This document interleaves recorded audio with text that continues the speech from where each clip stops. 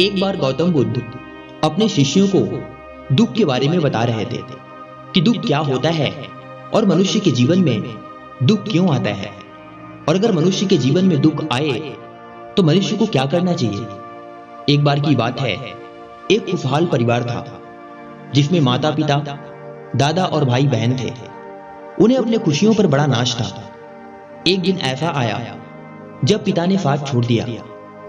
अपने बेटे के चले जाने से दादाजी को बेहद अफसोस था, पर उन्होंने अपनी बहू और पोते पोती के भविष्य का पहला स्थान दिया और अपने गमों को छोड़कर नई राह पर चलने का जज्बा अपने घर वालों को दिया। लेकिन एक साल बाद ही उनके पोते की एक दुर्घटना में मृत्यु हो गई। यह वक्त बहुत ही गंभीर था, पर इस वक्त में भी दादाजी और उनकी बहू ने संयम से काम लिया। घर की बेटी की ओर ध्यान देते हुए आगे बढ़े। समय के साथ ढलती उम्र के कारण दादाजी ने भी विदा ले ली। अब घर में बस मां और उनकी बेटी थी। एक खुशहाल परिवार बिखर गया था। अब बेटी बड़ी हो रही है, जिसके जीवन के अहम फैसले उसके सामने हैं, पर मन में उदासी और बेचैनी है।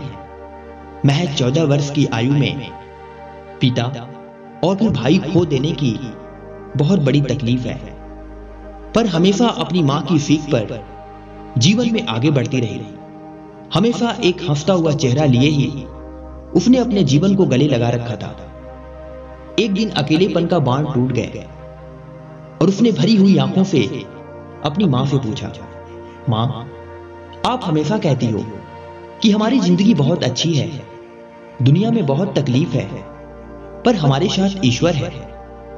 लेकिन मुझे यह नहीं लगता कि एक एक करके सब चले गए, आज केवल उनकी यादें हैं। तब मां ने उसे जवाब दिया, बेटा, मैं मानती हूं तूने बहुत कम उम्र में अपने पिता और भाई को खो दिया। तुझे उनकी कमी महसूस होती है, लेकिन बेटा, तेरे पिता ने इस तरह की व्यवस्था की थी कि हमें कभी किसी के आगे हाथ नहीं फैलाना पड़ा। ना हमारे सर से छत हटी और ना कभी तेरी परवरिश में कोई कमी आई।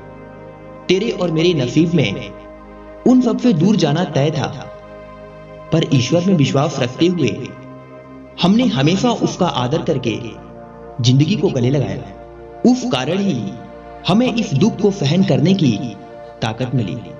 अगर यह हिम्मत ना होती तो आज हमारी जिंदगी एक अभिशाप बन जाती। इस कहानी से हमें यह सीख मिलती है कि खुशी और गम एक ही सिक्के के दो पहलू हैं और हर एक पहलू जिंदगी में दस्तक देता है। बस व्यक्ति को गम को बड़ा नहीं बल्कि छोटा करके देखना चाहिए।